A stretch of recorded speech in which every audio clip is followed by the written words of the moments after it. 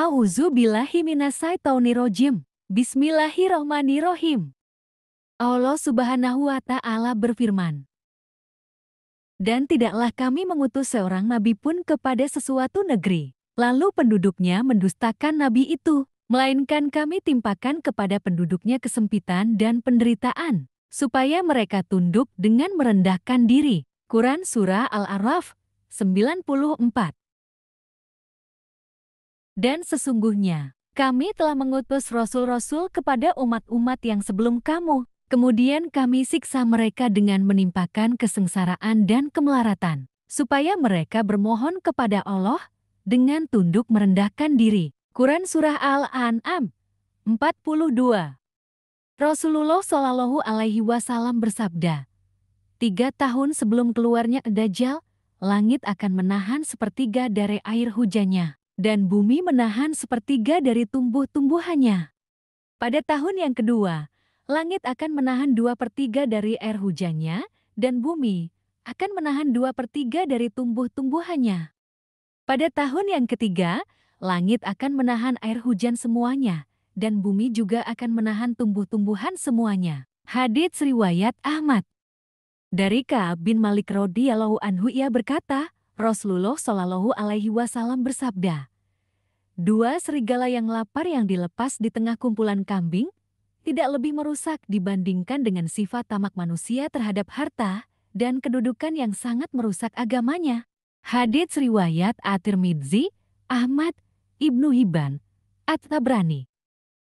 Rasulullah Shallallahu Alaihi Wasallam bersabda, hari kiamat semakin dekat dan tidak bertambah kemauan manusia kepada dunia, melainkan semakin rakus. Dan tidak bertambah kedekatan mereka kepada Allah, melainkan semakin jauh. Hadits riwayat Al-Hakim.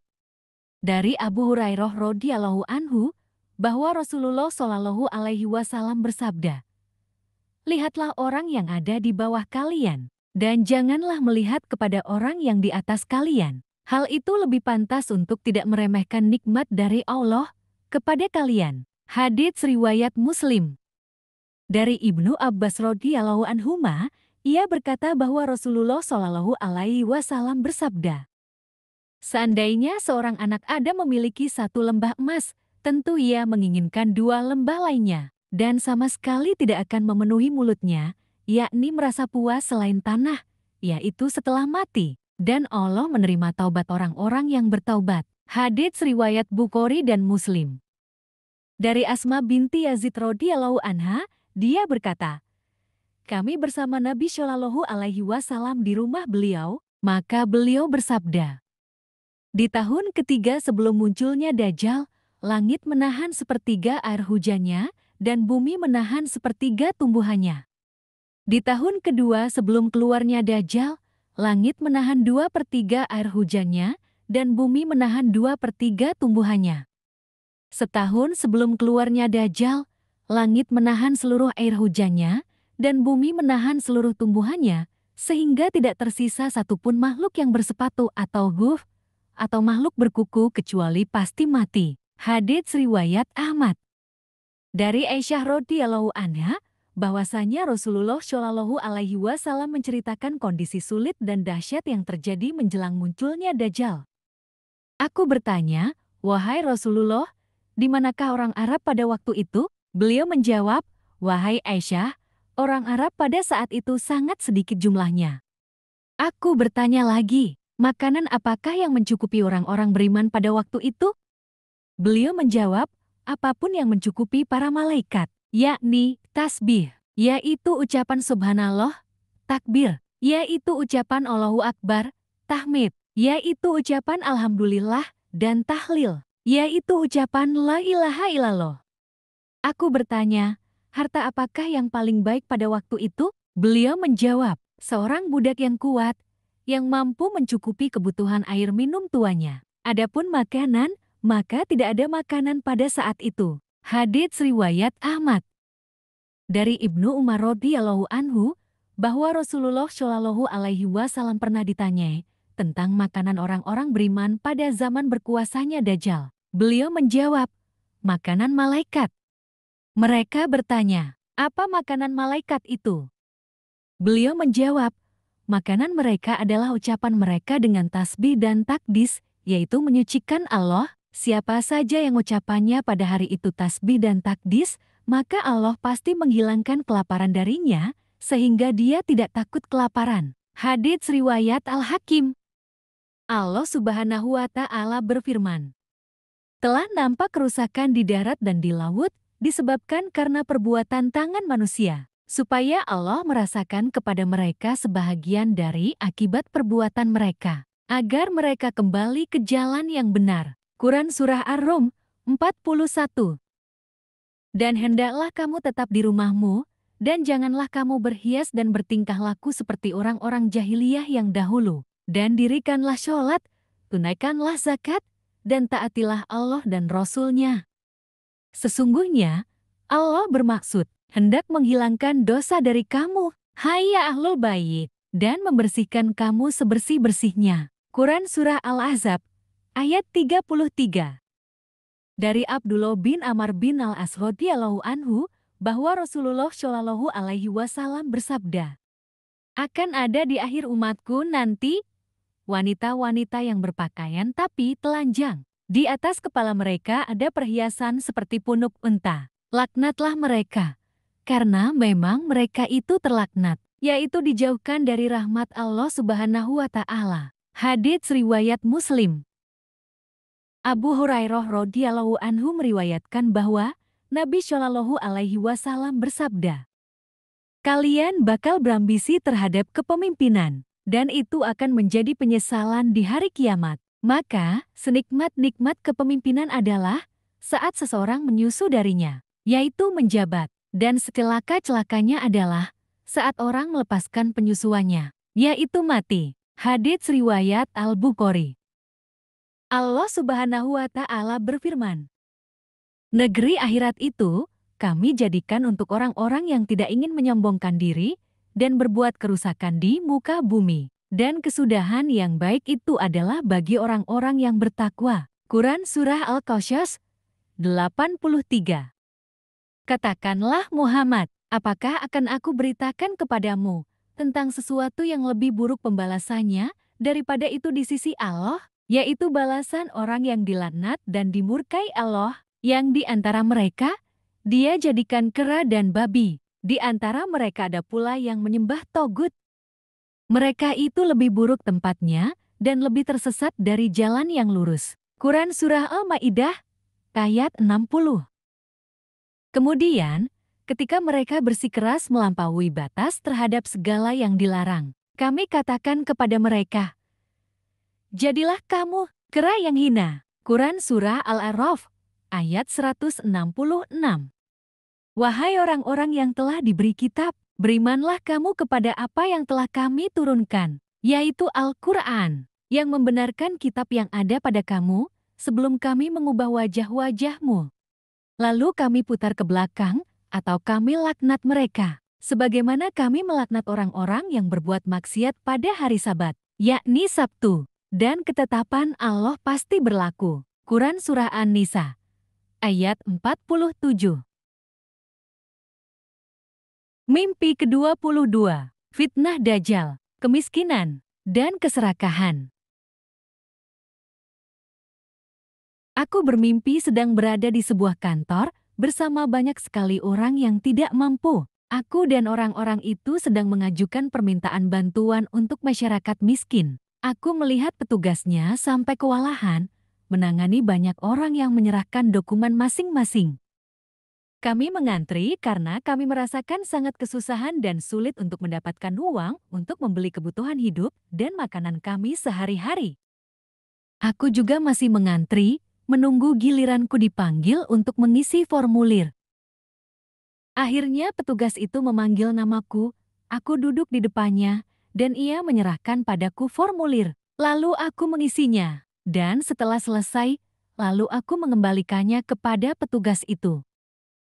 Tapi kami semua tidak tahu kapan bantuan itu akan kami terima, karena kami baru hanya mengajukan dengan mengisi formulir saja. Lalu, aku berjalan pulang. Aku merasa sangat lapar sekali karena tadi aku sudah lelah sekali karena lama mengantri. Aku ingin membeli makanan, tapi aku hanya membawa sedikit uang. Tiba-tiba aku teringat di dekat sini ada sebuah restoran. Dan aku kenal baik dengan seorang ibu pemilik restoran itu. Ia adalah mantan bosku, yang dimimpi nomor ke-19, Sheikh Imran Hussein. Kecanggihan teknologi internet dan sistem pemerintahan. Aku berharap aku bisa makan di restorannya dengan gratis atau murah. Lalu, aku masuk ke dalam restoran itu, dan ibu itu menyapaku ramah. Dia langsung menyuruhku untuk makan. Tiba-tiba anaknya yang bungsu datang. Namanya Berlian. Ia sudah menjadi gadis remaja yang cantik. Berlian memakai baju barunya dan rok pendek berwarna pink yang mencolok. Lalu ibu itu kembali menyuruhku untuk segera makan. Dan aku segera mengambil makanan, lalu aku makan. Tapi tiba-tiba, aku melihat dari balik bukit di belakang restoran ini, keluar segerombolan gorila yang berwajah simpansi. Aku yang baru saja makan langsung kaget. Aku jadi sangat panik, karena gorila berwajah simpansi itu langsung masuk dan mengobrak-abrik restoran dan berbuat kerusakan. Orang-orang yang lapar dan sedang makan di restoran itu langsung berhenti makan. Gorila-gorila itu mencegah orang-orang agar bisa makan dengan cara merusak piring makan mereka. Dan bukan hanya itu, mereka juga seperti sedang mencari sesuatu dan ingin merusaknya juga. Aku merasa mereka juga mencari para gadis remaja. Dan dengan sigap, beberapa orang yang ada di restoran ini langsung mengamankan dan menyembunyikan Berlian dari kawanan gorila berwajah simpansi itu. Setelah selesai merusak piring-piring makan dan tidak mendapatkan apa yang mereka cari, lalu gerombolan itu keluar dari restoran dan mereka pergi menuju ke kampung sebelah dengan melewati sungai. Dan sesampainya di kampung itu, mereka menyerang dan membuat kerusakan di sana. Mereka membuat banyak kekacauan dengan membabi buta. Keadaan sangat menegangkan. Aku dan orang-orang yang menyaksikan kekacauan itu merasa sangat cemas dan berdoa pada Allah agar gorila berwajah simpansi itu tidak menyerang kampung kami. Aku masih menyaksikan gorila berwajah simpansi itu dengan perasaan yang tegang dan cemas, hingga aku terbangun. Hikmah mimpi. Mughirah bin Syubah radhiyallahu anhu, dia berkata, tidak ada orang yang lebih banyak bertanya kepada Rasulullah Shallallahu Alaihi Wasallam tentang Dajjal daripadaku, dan beliau bersabda kepadaku, "Hai anakku, engkau tidak usah terlalu risau memikirkannya. Dia tidak akan mencelakakanmu." Kataku, orang-orang menganggap bahwa Dajjal itu mempunyai sungai mengalir dan bukit roti. Beliau bersabda, itu sangat mudah bagi Allah Subhanahu wa Ta'ala untuk menciptakannya. Syahih Muslim ke-4005 dan Syahih Bukhari 6589. Mengapa Dajjal menjadi fitnah terbesar? Karena daya rusak fitnah Dajjal lebih membahayakan akhirat manusia. Dajjal bertujuan menyesatkan kaum muslimin.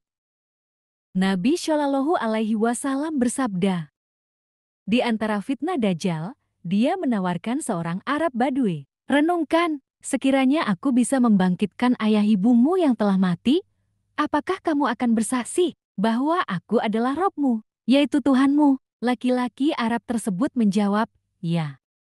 Kemudian muncullah dua setan yang menjelma di hadapannya dalam bentuk ayah dan ibunya. Keduanya berpesan, wahai anakku, ikutilah dia, sesungguhnya dia adalah Robmu yaitu Tuhanmu. Hadits riwayat Ibnu Majah 4077. Allah Azza wa Jalla berfirman, bermegah-megahan telah melalaikan kamu sampai kamu masuk ke dalam kubur. Sekali-kali tidak, kelak kamu akan mengetahui akibat perbuatanmu itu, kemudian sekali-kali tidak, kelak kamu akan mengetahui. Sekali-kali tidak, sekiranya kamu mengetahui dengan pasti, niscaya kamu benar-benar akan melihat neraka Jahim.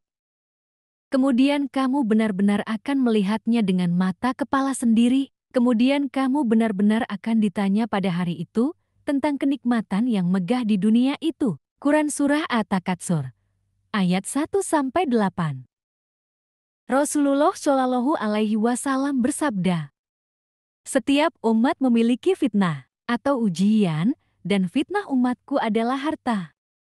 Rasulullah Shallallahu Alaihi Wasallam bersabda, "Sesungguhnya dinar dan dirham telah membinasakan orang-orang sebelum kalian, dan keduanya juga membinasakan kalian." Allah Azza wa Jalla berfirman, "Maka apakah sekiranya kamu berkuasa, kamu akan berbuat kerusakan di bumi dan memutuskan hubungan kekeluargaan. Mereka itulah orang-orang yang dikutuk Allah, lalu dibuat tuli pendengarannya dan dibutakan penglihatannya." Quran Surah Muhammad, ayat 22-23. Abu Hurairah radhiyallahu anhu berkata, Jibril duduk menghadap Nabi Shallallahu Alaihi Wasallam, kemudian melihat ke arah langit, ternyata ada seorang malaikat yang turun.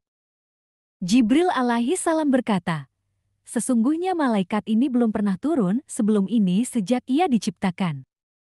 Ketika malaikat tersebut turun, ia berkata, "Wahai Muhammad, Rabb-mu telah mengutusku kepadamu untuk memberimu pilihan. Apakah engkau ingin Allah menjadikanmu sebagai seorang raja sekaligus nabi, atau seorang hamba sekaligus rasul?"